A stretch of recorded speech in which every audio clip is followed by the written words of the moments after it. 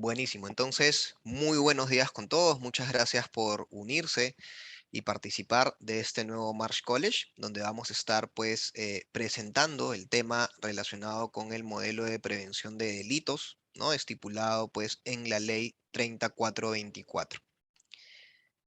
Las personas que vamos a estar realizando esta charla, esta mañana, y esperamos no aburrirlos en esta hora que vamos a estar con ustedes. Mi nombre es Orlando Rivera, yo soy gerente del área de riesgos estratégicos en Marsh Advisory, y tengo a mi cargo los servicios relacionados con ERM o gestión integral de riesgos, resiliencia organizacional y continuidad de negocio, y también todos los temas relacionados con riesgos ambientales, sociales y de gobierno corporativo. Y de hecho, dentro de esta última práctica, vemos todos los temas relacionados con compliance. Y me acompaña, el doctor Eric Palau. Él es asociado senior del estudio Payet, Rey, Cowie y Pérez Abogados, ¿no? Que es un estudio con el cual nosotros como Marsh, tenemos un convenio y trabajamos este tipo de proyectos, ya desde hace varios años en conjunto. Entonces, muy buenos días con todos. ¿Qué es lo que vamos a revisar esta mañana? Primero vamos a entrar un poco en contexto, vamos a analizar cuáles son los delitos que hoy en día están estipulados en la ley 3424.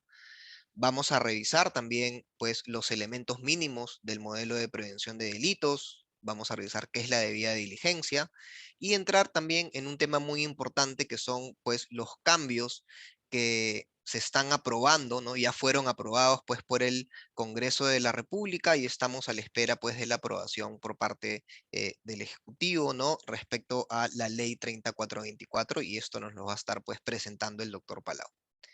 Y vamos a dar también un espacio para algunas preguntas y consultas que ustedes puedan tener. Para iniciar, quiero compartirles un video. Denme un segundo que ya está cargando y que de alguna manera nos explica, ¿no? Qué es la corrupción y cómo la vivimos, de hecho, en el país.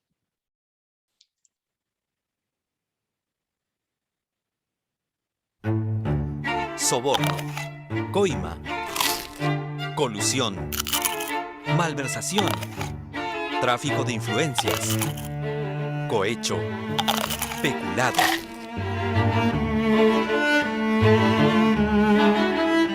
La corrupción es uno de los principales obstáculos para reducir la pobreza y la desigualdad en el Perú. El Perú está entre los 10 países que más ha crecido económicamente en el mundo. Ocupa un sobresaliente 8º lugar. Las condiciones están dadas para sacar a más peruanos de la pobreza en menos tiempo.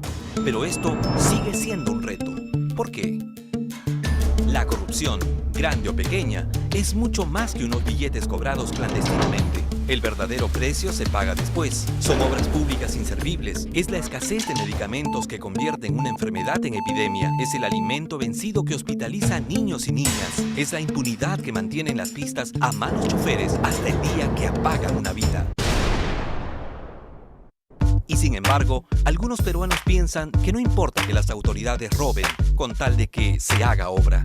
Eso explica que 7 de cada 10 peruanos se muestren tolerantes hacia los distintos actos de corrupción, desde pagar una coima para que le perdonen una multa, hasta aceptar que un funcionario favorezca a parientes y amigos. Si aún cree que el que roba hace obra, piense de nuevo. La gran corrupción organizada, sistémica de los círculos de poder de los años 90, hicieron perder al Perú 1.800 millones de dólares o 4.600 millones de nuevos soles. Saquen la calculadora, porque con 1.800 millones de dólares se pudo construir 36 hospitales de más de 200 camas en todo el país, o 180 modernos colegios, o crear más de 100.000 puestos de trabajo. Pero es la pequeña corrupción la que saquea al país y golpea la dignidad de los más vulnerables. Estudios revelan que los peruanos pobres destinan el 5% de sus ingresos al pago de cobros abusivos e ilícitos. Coima exigida por funcionarios a cambio de dar a estos peruanos acceso a los servicios que por derecho les corresponden. Hoy, Perfecto. Entonces, solamente algunos temas de este video que pues ya tiene algunos años. De hecho, hay algunas cifras que quería pues comentarles. De hecho, el tema del crecimiento del país, pues que estamos en el octavo lugar, eso ya tiene unos años, como les digo, pero un dato importante es que según un estudio, y el último estudio pues que tenemos, ¿no? Por parte de la Contraloría General de la República, que es del año 2019, ellos han estimado pues que la corrupción en este último año pues le ha costado al país más de 23.000 millones de soles. Entonces, realmente pues son muchos más las obras, muchos más los beneficios que podría obtener pues nuestra población, ¿no? Frente a los que revisamos el video. Y creo que todos van a estar de acuerdo pues que la corrupción lamentablemente es un delito, ¿no? Es un tema pues que sí está presente en nuestra realidad, en nuestro país, y pues todos, ¿no? Como buenos ciudadanos, tenemos que poner nuestro granito de arena para tratar, pues, de hacer que estos delitos, pues, no se sigan cometiendo. Y de hecho, pues esto de acá también se ve reflejado, ¿no? En un estudio que ha realizado, pues, Transparencia Internacional. De hecho, es un estudio que emiten año a año.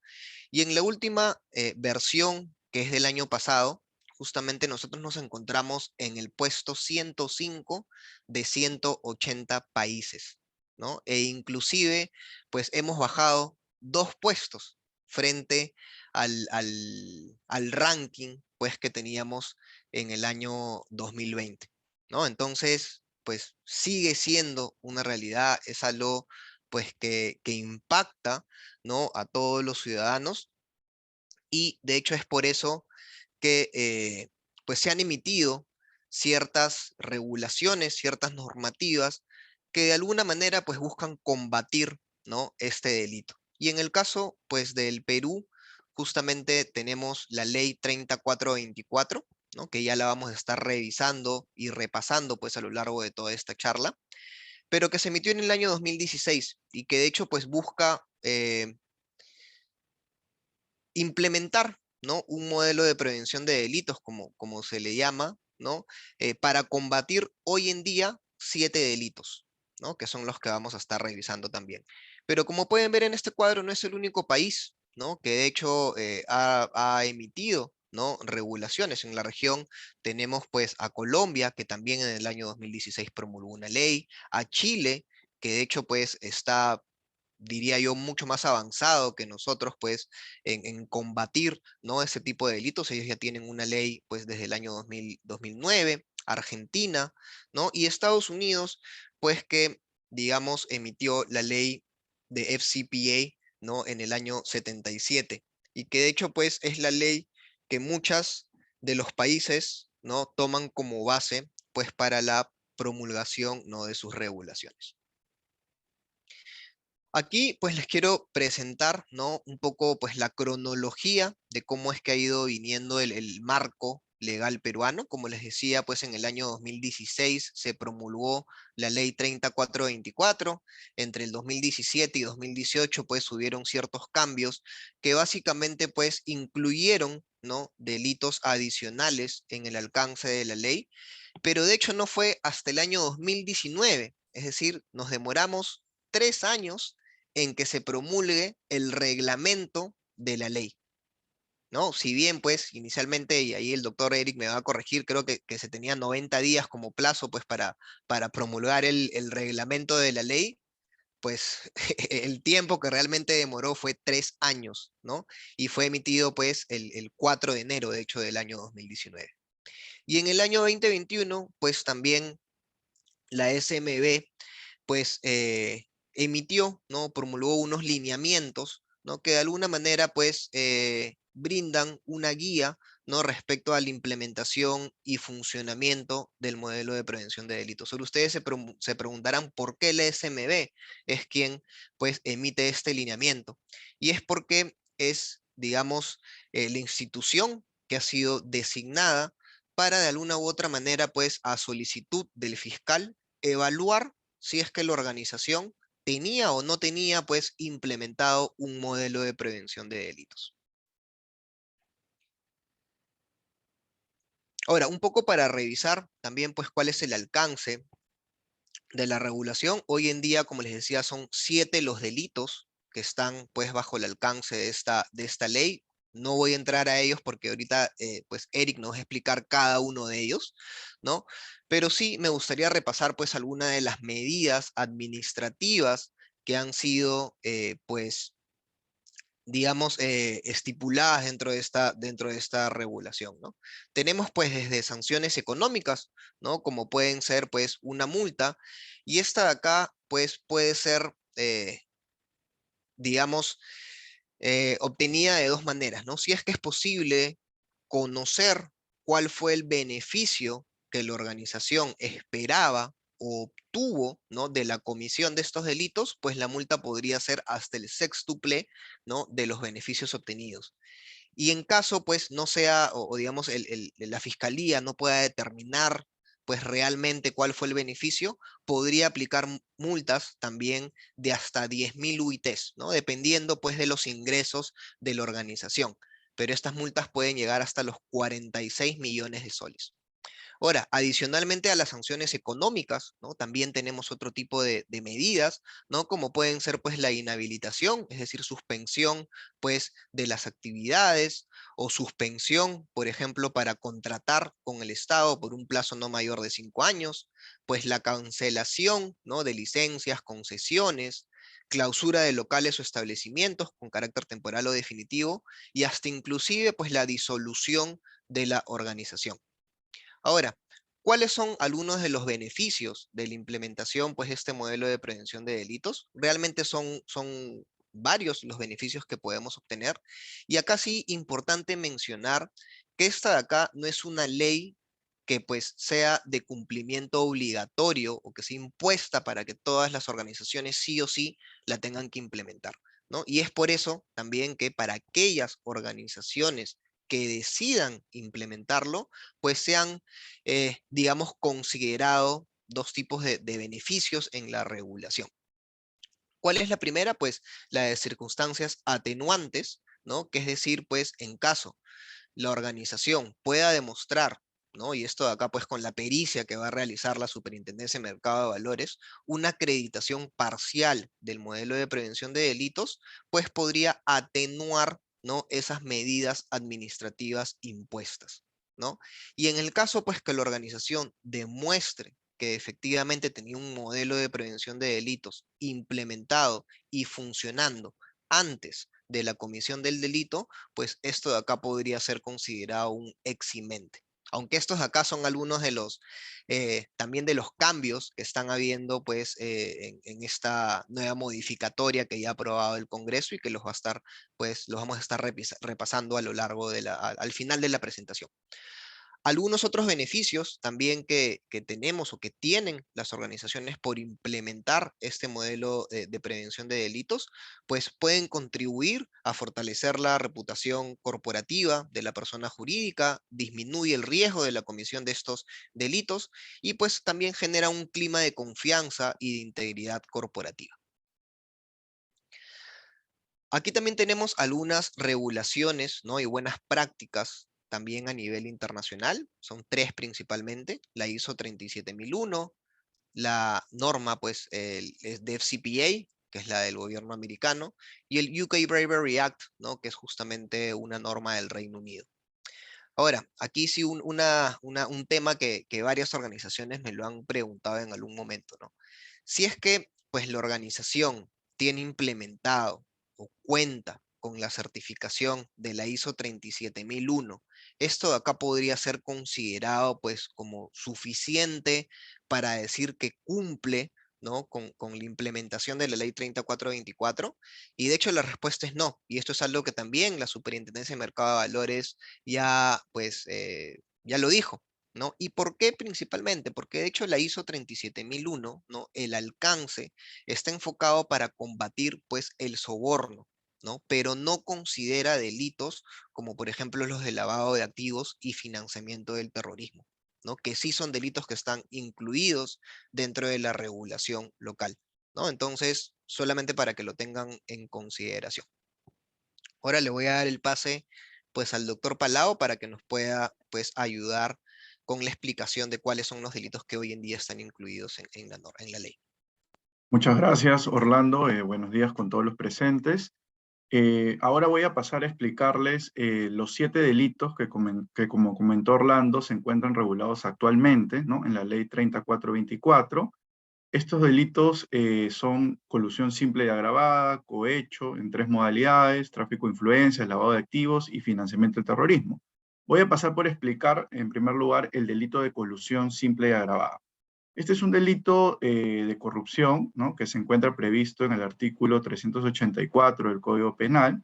Este delito se configura, ¿no?, cuando un funcionario público, de manera ilícita, se pone de acuerdo con un particular, ¿no?, que puede ser un representante de una persona jurídica, para favorecerlo en un proceso de contratación pública, como por ejemplo podría ser una licitación pública o en general cualquier proceso que realice alguna entidad estatal, ¿no?, y que tenga como finalidad, ¿no?, defraudar patrimonialmente al Estado. Entonces, en este delito intervienen 2 partes, ¿no? Tenemos por un lado al funcionario público y tenemos al particular, que se tienen que coludir de manera ilícita para defraudar al Estado. También es importante, para que se pueda materializar este delito, que el funcionario público que se coluda, ¿no?, debe poder intervenir por razón de su cargo en el proceso de contratación pública. ¿Ello qué quiere decir? Que este funcionario público debe tener participación o injerencia en este proceso de contratación, ¿no? Y justamente para graficar y explicar un poco mejor cómo se podría materializar este delito de colusión, hemos ahí en la presentación señalado un caso bastante conocido, creo, por todos, como ha sido el caso del Club de la Construcción, ¿no?, en el cual durante los años 2011 y 2014, ¿no?, diversas empresas nacionales y extranjeras del rubro construcción se habrían reunido, ¿no?, con funcionarios públicos del Ministerio de Transportes y Comunicaciones, ¿no?, para acordar la obtención de la buena pro de las principales licitaciones públicas de nuestro país, ¿no? Y de esta manera ellos lo que hacían era repartirse, ¿no?, las principales obras de construcción licitadas por el Estado peruano a través del MTC. Perdón, se me fue. Perdón, ¿se me escucha, Orlando? Eric, sí se escucha. Perdón, se me fue un poco el audio, no escuchaban. Sí. Como comentaba, se repartían las obras, ¿no?, del Estado peruano del MTC, y estos acuerdos ilícitos se materializaban, ¿no?, en distintos ambientes, ¿no?, en hoteles, restaurantes, etcétera, ¿no? Así fue como se materializó el caso del Club de la Construcción. Ahora voy a pasar a explicar los casos de soborno, ¿no? El delito de soborno en la ley 3424 se materializa en 3 modalidades, ¿no? Se sancionan 3 tipos de soborno. El primer tipo de soborno es el llamado cohecho activo genérico, ¿no?, que se encuentra previsto en el artículo 397 del Código Penal, en el que se establece que este delito puede ser imputado cuando interviene cualquier funcionario o servidor público, ¿no? Luego tenemos una segunda modalidad, que es el cohecho activo transnacional, ¿no?, que está previsto en el artículo 397A del Código Penal, que ahí tiene la particularidad que es que este delito se materializará cuando el acto de soborno se realice a un funcionario o servidor público del extranjero, ¿no? En el primero es cualquier funcionario público nacional, y en la segunda modalidad es cualquier funcionario público o servidor público del extranjero. Y hay una tercera modalidad que es llamada el delito de cohecho activo específico, que está regulado en el artículo 398 del Código Penal, en el cual se materializará cuando el funcionario público no sea cualquier funcionario público, sino tiene que ser un magistrado, un fiscal, un perito, un árbitro o algún miembro de un tribunal administrativo, incluso puede ser un secretario, un relator o cualquier personal auxiliar judicial, ¿no? Estos 3 tipos de cohecho tienen similitud, ¿no?, porque se van a configurar cuando una persona, ¿no?, un particular, como digo, puede ser un representante, un colaborador de la persona jurídica, realice, ¿no?, una promesa o la entrega, o realice la entrega, ¿no?, propiamente de un beneficio a un funcionario público, para que este funcionario público, en el ejercicio de sus funciones, realice u omita, ¿no?, actos en violación de sus obligaciones para favorecer justamente a la persona que le ofrece o le entrega este beneficio indebido, ¿no? Entonces va a depender justamente, como comentaba, de la calidad, ¿no?, o el cargo que tenga el funcionario público para determinar la imputación por alguno de estos tres tipos de cohecho que sanciona la ley 3424, ¿no?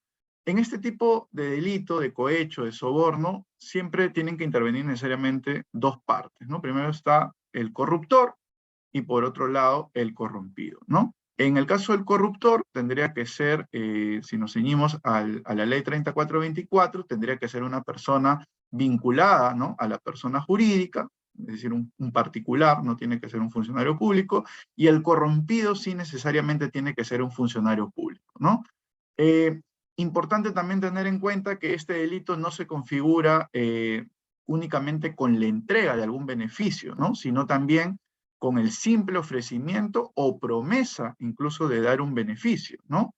Y estos beneficios que se pueden utilizar para materializar el delito no necesariamente se da, por ejemplo, a través de la entrega de dinero, ¿no?, que es lo más común, sino también puede darse, por ejemplo, a través de entregas o ofrecimientos de regalos, favores, viajes, ¿no?, entradas a eventos, etcétera, ¿no? Cualquier tipo de beneficio indebido, ¿no? Y este delito también no necesariamente se materializa cuando la propia persona o funcionario de la persona jurídica es quien ofrece o realiza la entrega de este beneficio indebido, sino que incluso se puede materializar cuando se utilice a intermediarios, ¿no?, por ejemplo, a un tercero ajeno a la empresa, para que realice la entrega de algún beneficio a un funcionario público, ¿no? Y justamente un caso que de alguna manera grafica el delito de cohecho, también es un caso conocido, como es el caso de Odebrecht, ¿no?, en el que esta empresa entregó, según lo que tenemos conocimiento, realizó diversos actos de soborno, ¿no?, a funcionarios públicos de nuestro país. Entre ellos, la gran mayoría han sido expresidentes de nuestro país, lamentablemente, ¿no?, a los que se les habría pagado grandes sumas de dinero para verse beneficiados con la contratación de la empresa, ¿no?, para realizar los principales proyectos de construcción en nuestro país, ¿no? Y justamente a raíz de estos pagos de soborno que habría realizado Odebrecht a los expresidentes de la República, pudo justamente pues obtener la construcción de grandes obras, como por ejemplo la carretera interoceánica, el Metro de Lima, la Línea María y otras tantas obras de gran magnitud en nuestro país. Siguiente, por favor. Luego tenemos el delito de tráfico de influencias, ¿no? Este es un delito que está previsto en el artículo 400 del Código Penal. Se configura principalmente cuando una persona, invocando o teniendo realmente influencias, ¿no?, recibe beneficios de un tercero, ¿no?, a cambio de interceder ante un funcionario público que tenga a su cargo algún proceso administrativo o judicial con la finalidad justamente de obtener algún tipo de beneficio, ¿no?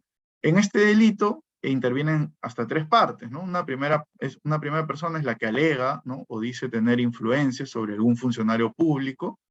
Una segunda persona podría ser quien le entrega algún beneficio a esta persona, ¿no?, que dice tener influencia, para que pueda materializar el acto con el funcionario público. Y finalmente participa obviamente necesariamente un funcionario público que otorga, ¿no?, algún beneficio en el marco de un proceso judicial o administrativo, obviamente a cambio de la obtención, ¿no?, de algún beneficio por parte del particular, ¿no? Y justamente un caso que de alguna manera grafica este delito de tráfico de influencias es el caso del ex juez supremo César Inostroza, ¿no?, en el caso denominado los cuellos blancos, seguramente muchos hemos escuchado, en el cual pudimos ver o pudimos escuchar audios, ¿no?, que evidenciarían que el ex juez supremo realizó diversos favores, ¿no?, a distintas personas, en su mayoría empresarios, en distintos procesos judiciales que tenían, y a cambio de ello él evidentemente habría recibido una serie de beneficios indebidos por parte de los empresarios, ¿no?, que utilizaban terceras personas para que puedan contactar a este ex juez supremo y los pueda ayudar en estos procesos judiciales, ¿no? Siguiente slide, por favor. Bueno, tenemos como ya el sexto delito, ¿no? El delito de lavado de activos.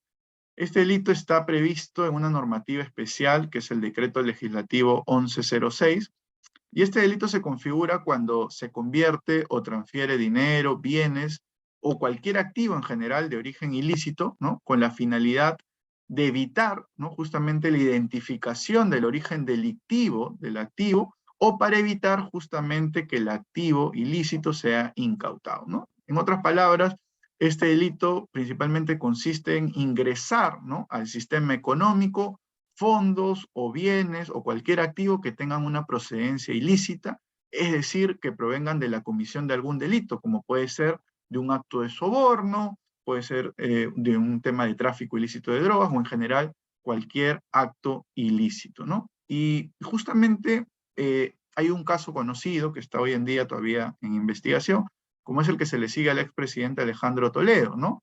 En el cual se le imputa el delito de lavado de activos por haber justamente constituido, ¿no? Una empresa llamada Ecoteva, que fue fundada por su suegra, Eva Fernenburg, para justamente a través de esta empresa y otras empresas offshore, él pueda ocultar, ¿no? Los diversos pagos de soborno que habría recibido por parte de la empresa Odebrecht y otras empresas corruptas, ¿no? Durante el tiempo que él ejerció la presidencia de la República, ¿no? Siguiente slide, por favor. Y finalmente tenemos el delito de financiamiento de terrorismo. Este es un delito que también está en una normativa especial, que es el Decreto Ley 25475, ¿no? Este delito se configura básicamente cuando una persona de manera voluntaria obtiene, recaba o entrega, ¿no? Cualquier tipo de bien o recurso, ¿no? A favor de una organización terrorista, es decir, le da algún beneficio para que la organización terrorista se pueda mantener o le da financiamiento para que esta organización terrorista pueda operar, ¿no? Aquí en el país. Y bueno, no tenemos un caso que, digamos, grafique, ¿no? En el cual un particular o alguien vinculado a una empresa, ¿no? Haya dado, pues, algún tipo de financiamiento a una organización terrorista aquí en el Perú, pero sí tenemos un caso, ¿no? Que grafica cómo se suscitó a nivel internacional con las empresas Jaguar, Land Rover y Sandals, ¿no? Porque estas empresas lamentablemente fueron investigadas por un tema de financiamiento de terrorismo, que invirtieron, ¿no? En una publicidad digital en las que lamentablemente por una negligencia no detectaron, ¿no? Que en estas publicidades digitales se habían justamente publicitado anuncios de organizaciones terroristas como el Estado Islámico, ¿no?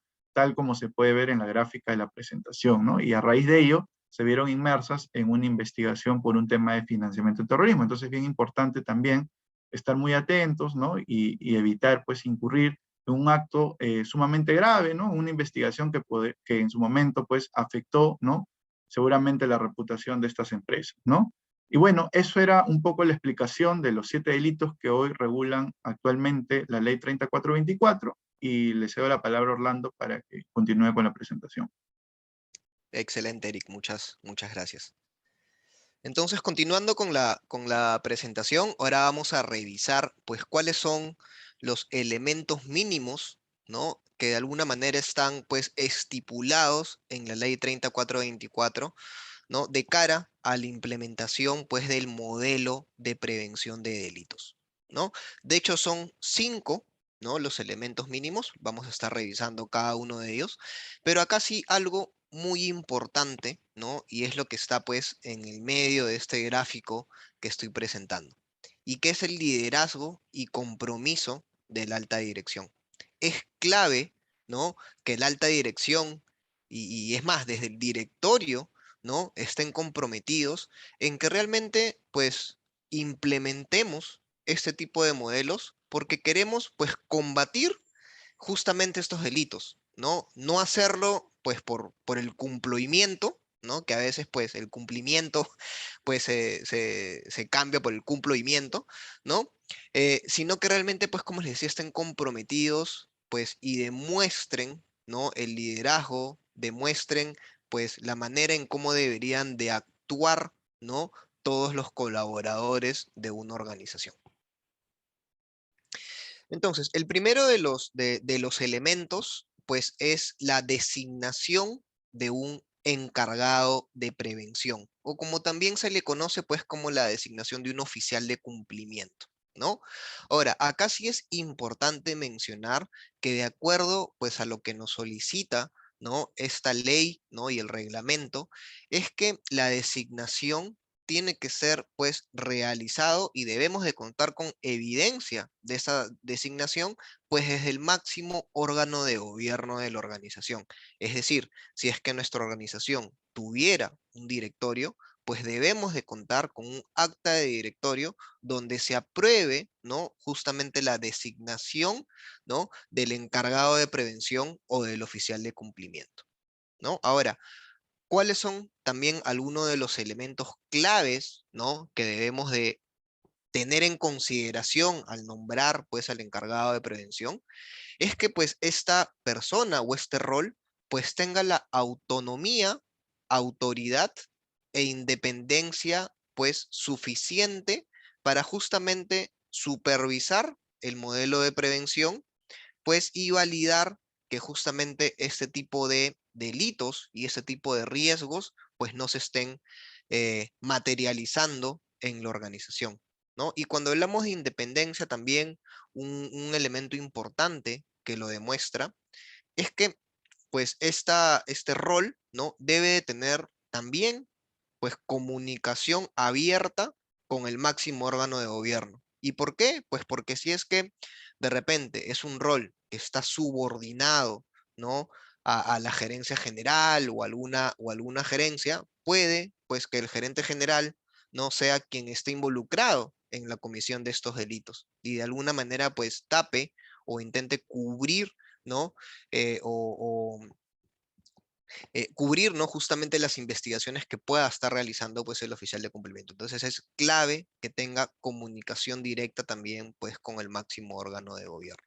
Ahora, ¿cuáles son algunas de las funciones que va a tener que realizar, pues, este rol? Es el de supervisar, monitorear y hacer cumplir, pues, las políticas y objetivos del modelo de prevención, asesorar y orientar a la alta dirección y a los colaboradores, ¿no? Para absolver cualquier tipo de dudas en materia, pues, de cumplimiento, ¿no? Y del alcance de esta regulación. Promover también, pues, que el personal y los directivos, ¿no? de la persona jurídica tengan a su disposición las capacitaciones necesarias y apropiadas, ¿no? En temas relacionados con el modelo de prevención. Que de hecho ese tema de capacitaciones es también uno de los elementos mínimos y lo vamos a ver más adelante. Ahora, el segundo elemento es la identificación, evaluación y mitigación de riesgos, ¿no? Es clave que, pues, las organizaciones, como parte de la implementación de este modelo, puedan realizar, pues, ejercicios, ¿no? Donde identifiquen, evalúen y también, pues, establezcan, ¿no? Medidas de mitigación de riesgos. ¿Por qué? Porque no solamente es, pues, necesario o no solamente tengo que, pues, llegar a, ok, identificar y evaluar cuáles son los riesgos que se podrían materializar y ahí dejarlo. Es necesario, pues, que también se implementen, ¿no? Controles o medidas de mitigación para prevenir la materialización de estos riesgos, ¿no? Y que estos riesgos, pues, claramente tienen que estar asociados, ¿no? Justamente a los 7 delitos que nos, pues, acaba de explicar el doctor Palau, que son justamente los que, pues, cubren, ¿no? O están dentro del alcance de la regulación de la ley 3424, ¿no? Ahora, con los cambios, pues que, como les decía, ya se han aprobado, pues en el Congreso y que hoy en día, y ahí me va a corregir si me equivoco, el doctor Palado, son 28 los delitos adicionales que han sido aprobados e inclusive, pues, el Poder Ejecutivo quiere que sean más, ¿no? Los delitos que pues incorporen dentro del alcance de la regulación, ¿no? Es importante que justamente las organizaciones pues actualicen, ¿no? Justamente esta evaluación de riesgos para incorporar, pues, esos nuevos delitos. El tercer elemento es la implementación, pues, de procedimientos de denuncia, ¿no? Que es básicamente, pues, la implementación de canales, ¿no? De denuncias para, pues, permitir, ¿no? Que los colaboradores o que externos también a la organización puedan, pues, denunciar, puedan levantar la mano, ¿no? Si es que identifican, pues, que alguno de estos delitos se pudiera estar cometiendo en la organización, ¿no? Acá es importante, ¿no? También tomar en consideración cuáles son los mecanismos o los canales, ¿no? Que va a decidir implementar, ¿no? Ahí les cuento, por ejemplo, un caso. En algún momento nosotros hicimos pues una evaluación pues del modelo de prevención en una empresa pues minera, y el canal que esta empresa había pues decidido implementar pues era un link a través de su página web, ¿no?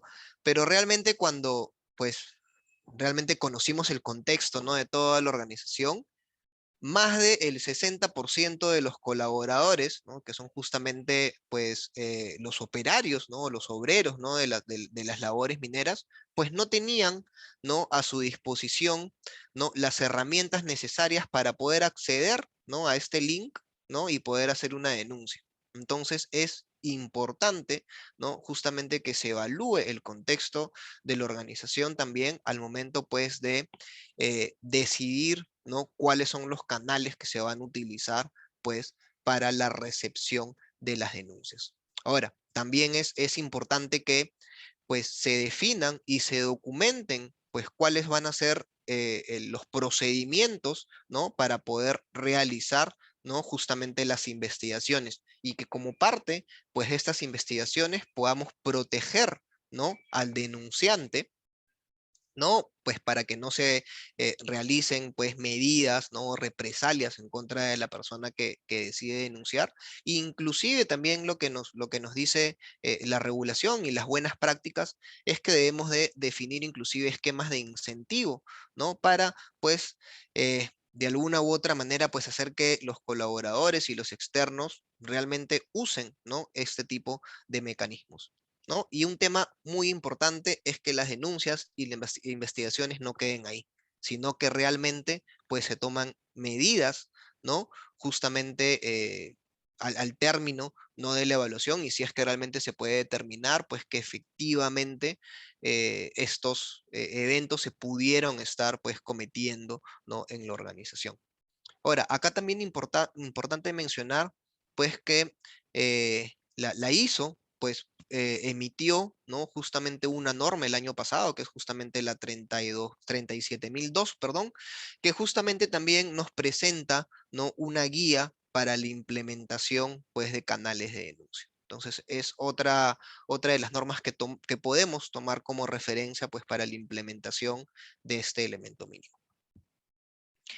El cuarto elemento es la difusión y capacitación del modelo de prevención, ¿no? ¿Qué es lo que nos dice la norma respecto a la capacitación? Pues que esta de acá puede ser realizado interna o externamente y que puede ser realizado pues virtual o de manera presencial, ¿no? Pero sí es clave que lo realicemos por lo menos una vez al año, ¿no? Para sensibilizar, para seguir capacitando, ¿no? Justamente a los colaboradores, ¿no?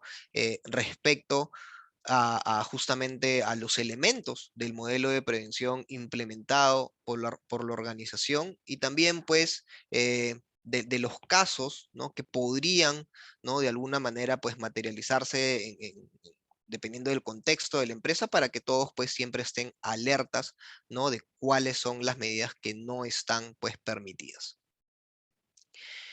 Y con respecto a la difusión, pues también nos pide que de alguna manera pues podamos difundir periódicamente pues los elementos, las políticas, los controles que hayamos decidido pues implementar al interno de la organización, y esto lo podemos realizar pues a través de medios físicos o virtuales, ¿no? Como por ejemplo pues algunos boletines, correos, ¿no? Masivos a los colaboradores, de repente a través pues, de las redes sociales de la organización, del intranet o de la página web, ¿no? ¿Y cuáles son los elementos, como les decía, que tenemos que considerar pues en esta capacitación y en la difusión, pues la política de cumplimiento, los riesgos, ¿no? O la evaluación de los riesgos que se haya realizado, pues respecto a los delitos que están incluidos en la regulación, ¿no? Las circunstancias o los escenarios, pues que de alguna manera pudieran presentar situaciones de riesgos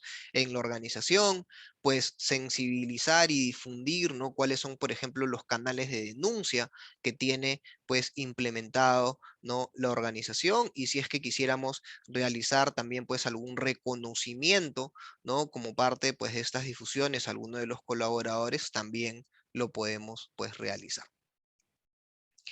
Y por último, ¿no? Que este de acá es el último de los elementos, ¿no? Es justamente la evaluación y el monitoreo del modelo de prevención, ¿no? Hay que considerar que este modelo de prevención, pues es un modelo que se tiene que mantener vivo en la organización.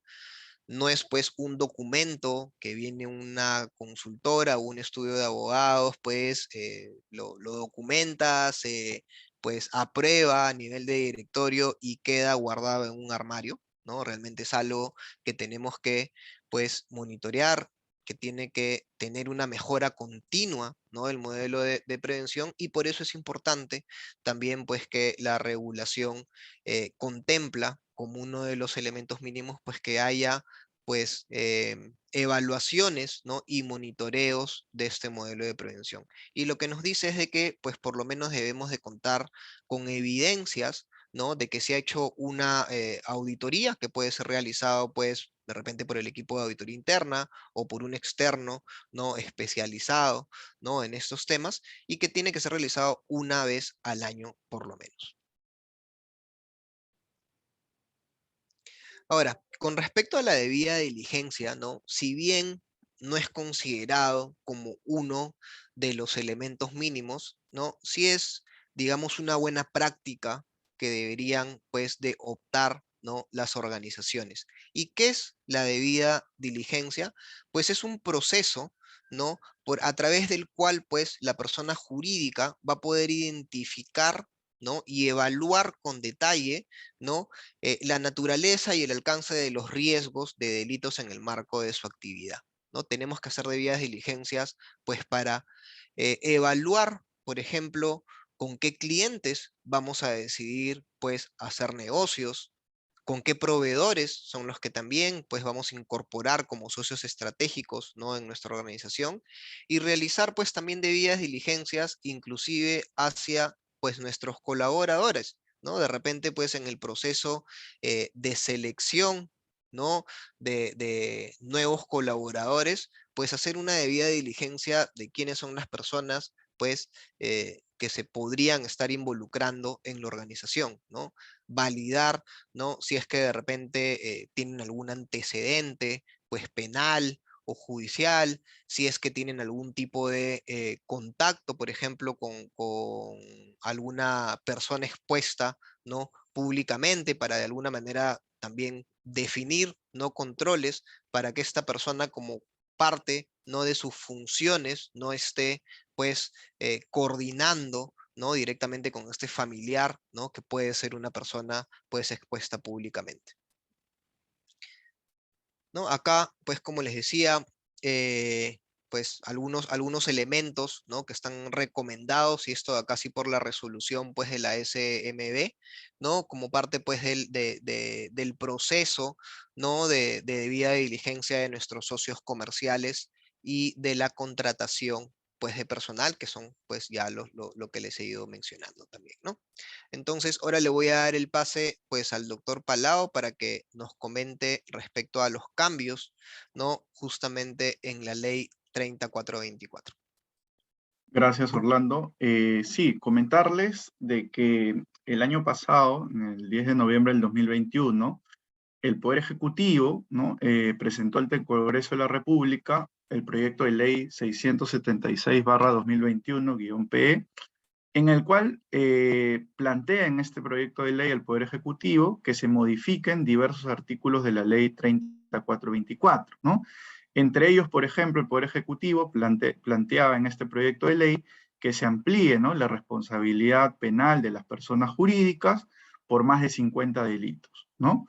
Entonces, este proyecto ingresó al Congreso de la República el 10 de noviembre del 2021, fue ingresado, ¿no?, a la Comisión de Justicia y Derechos Humanos del Congreso de la República, y a raíz de un análisis que se hizo a este proyecto de ley, recién el 10 de julio del 2022, ¿no?, el Congreso de la República emitió una autógrafa de ley, ¿no?, en la cual recogió gran parte de lo que planteaba el Poder Ejecutivo en su proyecto de ley, ¿no? Y en esta autógrafa se dispuso realizar una serie de modificaciones a la ley 3424, ¿no? Entre ellas, la autógrafa de ley que emitió el Congreso de la República estableció incorporar 30 nuevos delitos a la ley 3424, ¿no?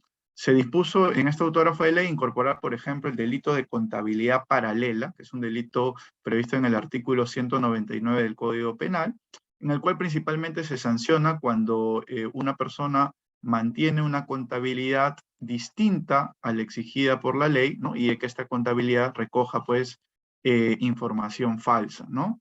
Esto básicamente, pues, es un delito que se ha podido ver en los casos de Odebrecht, ¿no?, donde había, pues, una caja 2, donde se hacían, pues, servicios, ¿no?, fantasmas que se registraban en una contabilidad distinta, ¿no?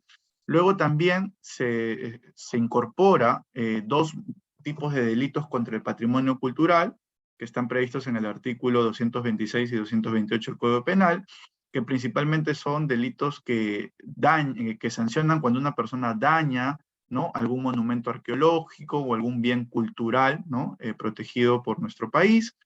Este es un delito que seguramente se podría materializar en las empresas que están en el rubro de agroindustrias o en construcción, ¿no?, donde a veces realizan, pues, trabajos y se encuentran con un monumento arqueológico que estaba ahí enterrado o algún bien cultural, ¿no? Y habría que tener mucho cuidado con ello, ¿no? Luego está el delito de lavado de activos, que se amplían a dos modalidades nuevas, ¿no? Principalmente una de ellas está enfocada para aquellas personas jurídicas que son sujetos obligados, que es la sanción cuando el oficial de cumplimiento no reporta, ¿no?, una operación sospechosa ante la UIF, y la otra modalidad es que no se brinde información, ¿no?, o se dé trabas, ¿no?, cuando, digamos, alguna fiscalía o el Poder Judicial o la propia UIF requiere información sobre algún tema de lavado de activos que esté asociado a una investigación o a un proceso penal, ¿no? Y luego tenemos los delitos aduaneros, ¿no?, que se están regulando diversos tipos de delitos aduaneros, principalmente el tipo penal aduanero más común que se puede materializar es el delito de contrabando, ¿no?, que está previsto justamente en la ley 28008, que se estaría incorporando estos delitos a la ley 3424. También se incorporan diversas modalidades de delitos tributarios, ¿no?, entre ellos modalidades de defraudación tributaria, ¿no?, que se podrían materializar, y se incorporan diversos actos ilícitos de terrorismo, ¿no?, que desde mi perspectiva creo que son los delitos que quizás menos se puedan materializar en una compañía, ¿no? Quizás los delitos más transversales a toda organización, a todos los rubros de las empresas, sean los delitos tributarios, ¿no? Porque creo que todas las empresas tributan, ¿no? Y los demás va a depender, ¿no?, un poco del giro de la empresa, ¿no? Porque los delitos aduaneros estarán enfocados más a aquellas empresas que realicen actos, pues, de importación o exportación, ¿no?, por ejemplo, ¿no? Luego, otro cambio que se propone en esta autógrafa de ley es, por ejemplo, la eliminación del eximente de responsabilidad. Como comentó Orlando, hoy en día la ley 3424 prevé que en cualquier escenario en el cual se materialice alguno de los delitos de la ley 3424 y la persona jurídica puede demostrar que tiene debidamente implementado su modelo de prevención, queda exenta de responsabilidad penal. Ahora en esta autógrafa de ley se mantiene ello, pero hay un matiz, porque te dice, si es que ese delito es cometido por un alto ejecutivo, como puede ser un socio, un director, un administrador, o algún representante legal o apoderado, dice, con capacidad de control de la persona jurídica, ¿no? En ese escenario, si la persona jurídica tiene un modelo de prevención, ya no quedará exenta de responsabilidad penal. Pero sí tiene un beneficio, es de que no se le podrá imponer otra sanción más que la multa, ¿no?, Es decir, no se le podrá, por ejemplo, inhabilitar, no podrá ser disuelta, no podrá ser clausurado sus locales, solo se le podrá imponer una sanción de multa que podrá ser reducida hasta en un 90%. Entonces, de todas maneras, el modelo de prevención sigue siendo un beneficio, pero en este escenario ya no eximiría de responsabilidad penal a las empresas. Esto es algo que viene preocupando mucho a las empresas porque, digamos, es un hecho quizás atípico porque a nivel global, ¿no? En los distintos países donde se regulan las normas de compliance, no hay una normativa en la cual justamente se sancione a las empresas cuando un directivo cometa algún acto ilícito, ¿no? Sino más bien se incentiva, ¿no? A que las empresas puedan implementar sus programas de compliance, ¿no?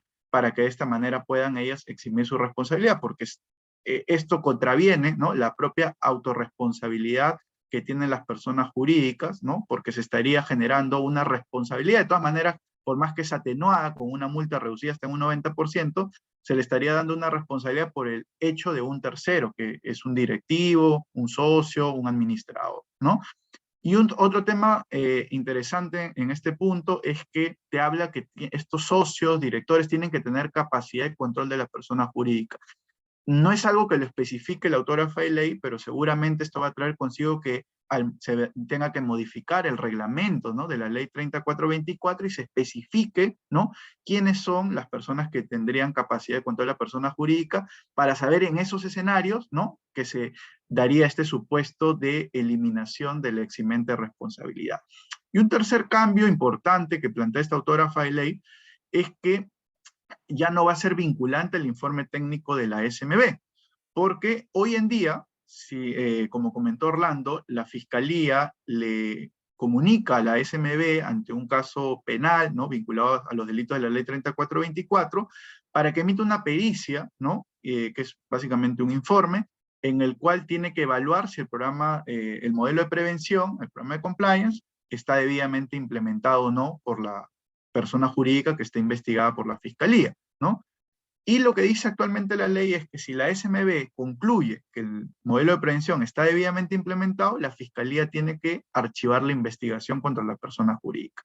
Con esta autógrafa de ley eso va a cambiar, porque ya el informe técnico no va a ser vinculante, vale decir, por más que sea un informe técnico favorable para los intereses de la persona jurídica, cabría la posibilidad, ¿no? De que la Fiscalía pueda continuar la investigación contra la persona jurídica. Pero eso creo que es un tema que también habría que verse en la práctica, porque este informe de la SMB tiene un valor de pericia, ¿no? Entonces la Fiscalía, para continuar con la investigación, tendría que evidenciar que tiene otros elementos de mayor peso, incluso a los que establece esta pericia, que le permitan continuar con la investigación contra la persona jurídica, ¿no? Pero estos, digamos, son los principales cambios que trae la autógrafa de ley, y esta autógrafa de ley justamente el 10 de julio fue, digamos, el 10 de junio, perdón, hay un error ahí en la fecha, fue emitida esta autógrafa de ley, y el 4 de julio el Poder Ejecutivo tenía como plazo para promulgar esta autógrafa de ley, o sea, volverla una ley que ya entre en vigencia.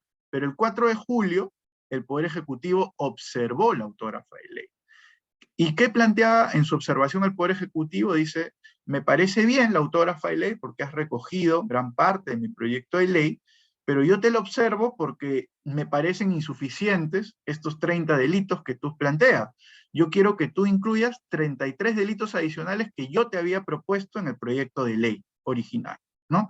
Y entre esos 33 nuevos delitos que plantea el Poder Ejecutivo que se incorporen a esta autógrafa de ley, están, por ejemplo, delitos de corrupción entre privados, tráfico ilícito de drogas, delitos ambientales y delito, por ejemplo, de financiamiento de partidos políticos. Entonces, hoy en día, esto está en el Congreso, ¿no? Porque a raíz de esta observación del Poder Ejecutivo, y está pendiente que el Congreso evalúe, ¿no? Justamente esta observación realizada por el Poder Ejecutivo, y hay, digamos, algunos escenarios que se podrían dar, ¿no? Podría suceder que el Congreso de la República acceda, ¿no? De manera total o parcial a las observaciones del Poder Ejecutivo. Total sería que admita estos 33 nuevos delitos y los incorpore la autógrafa de ley, ¿no? Y saquen una nueva autógrafa de ley incorporando 33 nuevos delitos a los ya 30 que conforman la autógrafa de ley.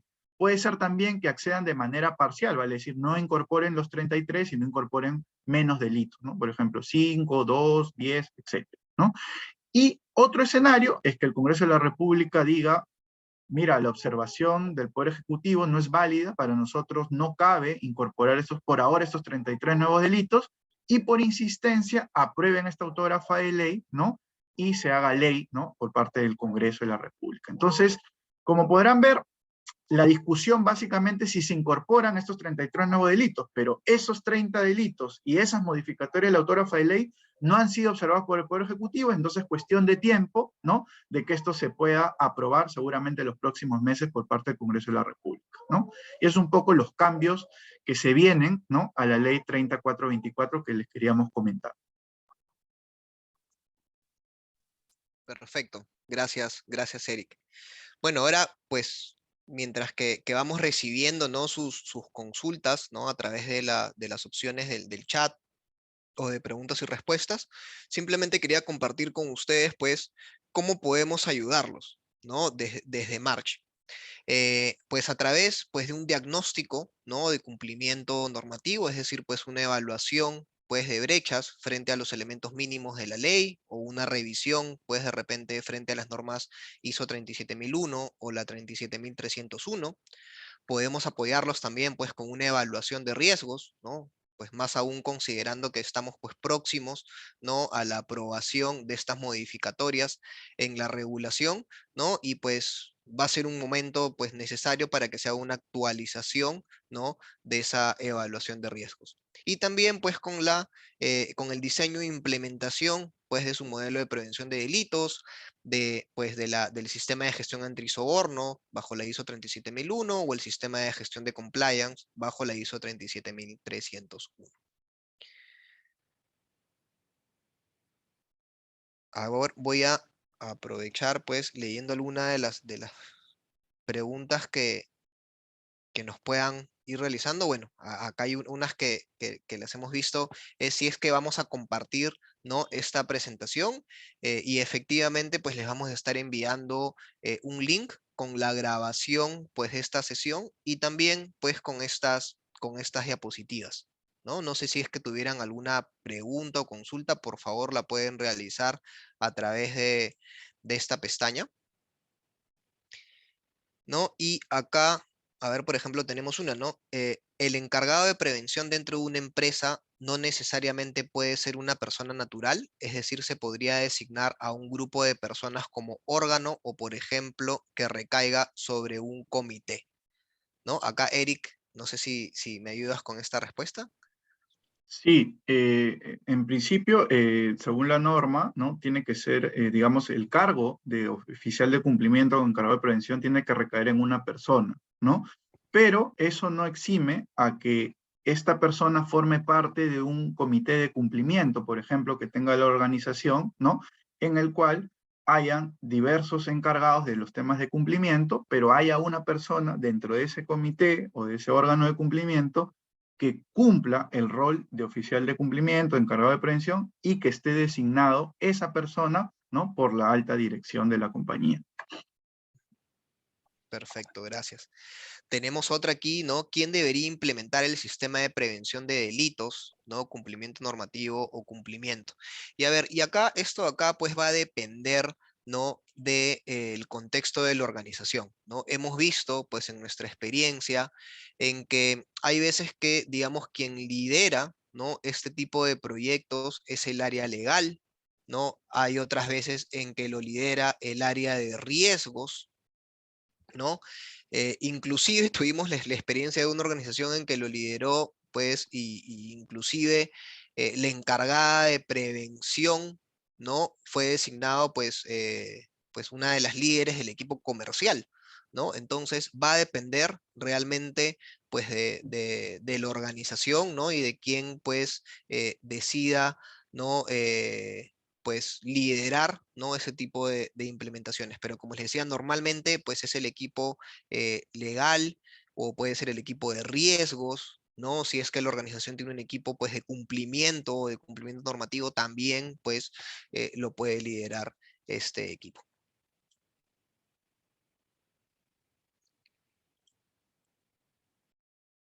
¿no? Aquí también estoy aprovechando para, pues, lanzar una encuesta que nos va a ayudar muchísimo, ¿no? A seguir, pues, mejorando ¿no? En nuestras presentaciones.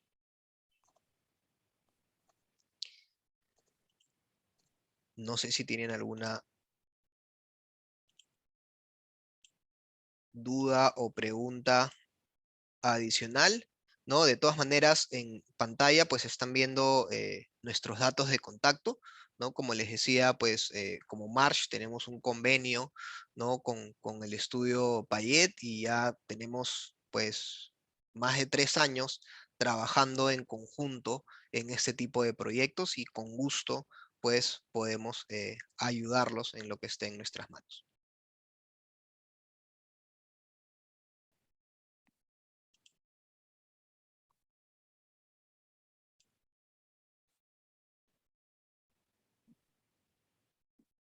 Hay otra pregunta acá que dice, ¿el encargado de prevención puede ser oficial de cumplimiento también? Sí, de hecho hay organizaciones en las cuales tienen, pues, digamos, o son sujetos obligados, ¿no? Para implementar, pues, eh, el sistema de prevención de lavado de activos y que, pues, también pueden incorporar, ¿no? Dentro de las funciones del oficial de cumplimiento al rol, pues, que propone justamente esta ley, ¿no? Como encargado de prevención.